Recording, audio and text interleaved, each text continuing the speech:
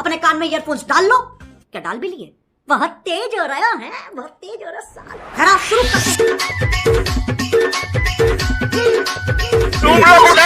उधर तुम लोग मत रहो। हमको कुछ बोले क्या?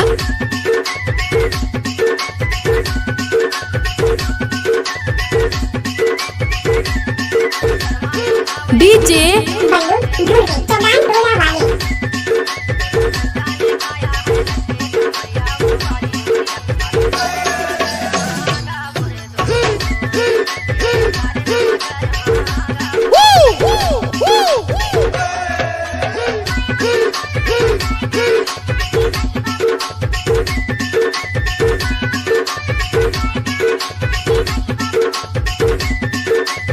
गजब आइटम है रे, गजब आइटम है रे।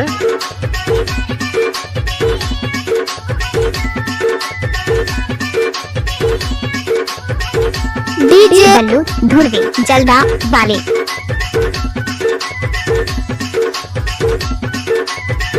कहाँ घर है? बल्लू धुरवे चौगान टोला वाले। Thank you.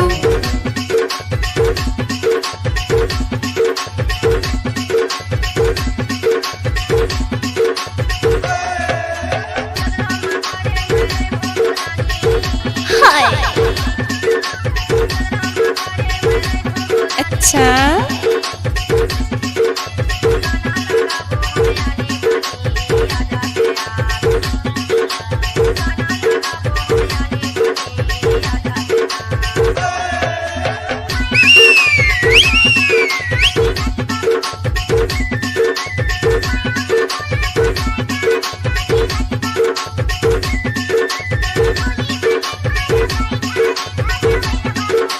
डीजे बल्लू धुरवे चौगान टोला वाले।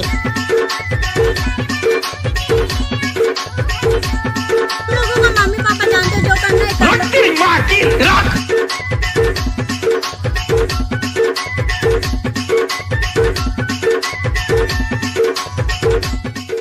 मिक्स बार डीजे बल्लू धुरवे जलदा वाले।